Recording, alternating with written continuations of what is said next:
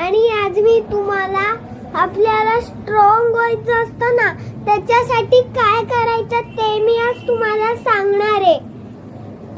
काजू, बदाम, पिस्ता, काळा मनुका, खजूर, बेदाणे, दाणे, चिवड्यातले दाणे, अजून अक्रोड, पिस्ता,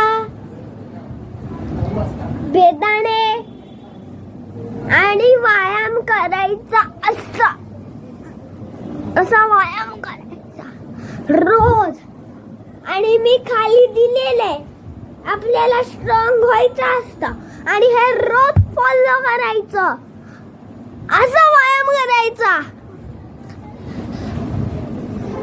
असा व्यायाम करायचा.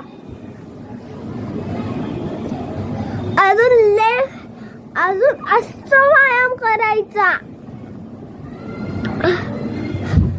Okay, bye bye, love you, bye bye.